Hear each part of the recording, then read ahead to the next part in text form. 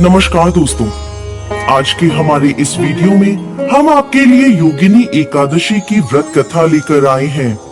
एक समय भगवान श्री कृष्ण और महाराज युधिष्ठिर के बीच एक अत्यंत महत्वपूर्ण संवाद हो रहा था। महाराज युधिष्ठिर ने भगवान श्री कृष्ण से पूछा, हे मधुसूदन, आपने मुझे ज्येष्ठ मास के शुक्ल पक्ष में आने वाली निर्जला एकादशी के विषय में बताया है। अब मैं आषाढ़ मास के कृष्ण पक्ष में आने वाली एकादशी के विषय में जानना चाहता हूँ।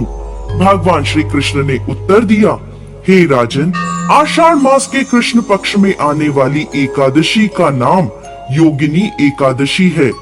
यह एकादशी बड़े से बड़े पापों को भी नष्ट करने की क्षमता रखती है। योगिनी एकादशी की व्रत कथा के अनुसार अलकापुरी के राजा कुबेर देवताओं के कोषाध्यक्ष थे। वह भोलेनाथ के परम भक्त थे। उनके नगर में हेमा माली नाम का एक सेवक रहता था, जो प्रतिदिन मानसरोवर से एक विशेष पुष्प लेकर आता और उसे भोलेनाथ की पूजा हेतु कुबेर को प्रदान करता था। हेमा माली निष्ठा पूर्वक अपने स्वामी की सेवा करता था। कुबेर भी उससे बहुत प्रसन्न रहते थे। इसी सेवक हेमा माली की पत्नी बहुत सुंदर थी, जिसका नाम विशालाक्षी था। हेमा माली अपनी पत्नी के प्रति बहुत आसक्त था। एक दिन वह प्रातः मानसरोवर से पुष्प लेकर आया, लेकिन सीधा अपने स्वामी कुबेर के पास जाने के बदले वो अपनी पत्नी के पास पहुंचा और पत्नी के साथ आनंद प्रमोद करते हुए उसे समय का ध्यान नहीं रहा। दूसरी तरफ राजा कुबेर भोलेनाथ की पूजा के लिए पुष्प की प्रतीक्षा करते रहे। प्रतीक्षा करते करते 6 घंटे का समय बीत गया। बिना पुष्प पूजा न होने के कारण कुबेर क्रोधित हो गए और उसी क्षण उन्होंने सिपाहियों को हेमा माली का पता लगाने भेजा।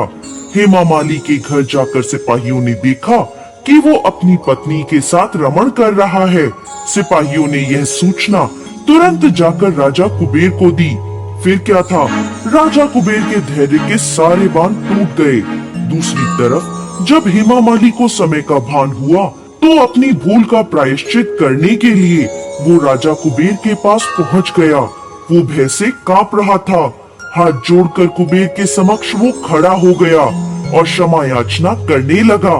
लेकिन कुबेर अत्यंत रोष में बोले, हे मूर्ख, तू महापापी है। अपनी पत्नी के प्रति आसक्ति के कारण आज तुमने मेरे आराध्य देव भोलेनाथ के प्रति अपराध किया है। इसलिए मैं तुम्हें श्राप देता हूँ। इसी क्षण तुम्हारा पतन हो जाए, तुम्हारा संपूर्ण शरीर कोढ़ से ग्रस्त हो जाए। तुम पृथ्वी पर अपने कर्मों की सजा भुगतो और अपनी पत्नी से सदा सर्वदा के लिए दूर हो जाओ। कुबेर के श्राप से उसी क्षण हेमा माली का पतन हो गया। वो कोढ़ से ग्रस्त होकर जर्जर शरीर के साथ पृथ्वी पर आ गिरा। भूख प्यास से परेशान, अपने शरीर की पीड़ा से पीड़ित वो जंगलों में भटकने लगा। अनेक वर्षों तक वो यह यातना भुगतता रहा, परंतु भोलेनाथ की उपासना में सहायता करने के कारण उसकी चेतना शुद्ध और सात्विक बनी रही। एक दिन वो एक पर्वत पर जा पहुंचा, जहाँ ऋषि मार्कंडे तपस्या कर रहे थे। उन्हें देखकर हेमा माली ने उन्हें प्रणाम किया। ऋषि मार्कंडे ने उसे अपने पास बुलाया और पूछा, पुत्र, तुम कौन हो और इस प्रकार जंगल में किस उद्देश्य से भटक रहे हो? हेमा माली ने अपने जीवन की सारी पीड़ा ऋषि मार्कंडे को सुना दी और अंत में हाथ जोड़कर बोला, हे ऋषिवर, मेरे कुछ पुण्य कर्म थे जिनके कारण मुझे आपके दर्शन प्राप्त हुए हैं। कृपा आप मुझे इस पाप से मुक्त होने का मार्ग दिखाएं। हेमा माली की प्रार्थना सुन ऋषि मार्कंडे बोले, आने वाले आषाढ़ मास के कृष्ण पक्ष में योगिनी एकादशी आएगी। तुम्हें इस एकादशी का श्रद्धा पूर्वक पालन करना है, जिसके प्रभाव से तुम सभी पापों से मुक्त हो जाओगे।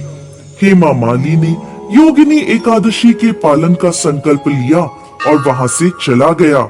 आषाढ़ मास में उसने योगिनी एकादशी का श्रद्धा और नियम पूर्वक पालन किया।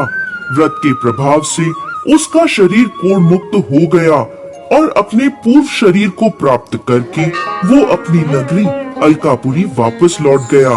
आगे भगवान श्री कृष्ण कहते हैं, हे धर्मराज युधिष्ठिर, जो व्यक्ति योगिनी एकादशी के व्रत का पालन करता है उसे 88,000 ब्राह्मणों को भोजन कराने का पुण्य फल प्राप्त होता है। वो हर प्रकार के पापों से मुक्त हो जाता है और अंत में आध्यात्मिक लोक को प्राप्त करता है। जय श्री हरि विष्णु। जय श्री हरि। तबीयत ख़राब होने की वजह से मैं कुछ अपलोड नहीं कर पा रहा हूँ, लेकिन मेरे साथ बने रहिए और प्रेम प्रेम उसको संजो के रखिए। आप कभी भी उसे दूर नहीं हो सकते। मेंटली हो सकते होगे, दिल से कभी दूर नहीं हो सकते। जय श्री हरि। राधे राधे। सब कुछ राधा मैया पे छोड़ दो।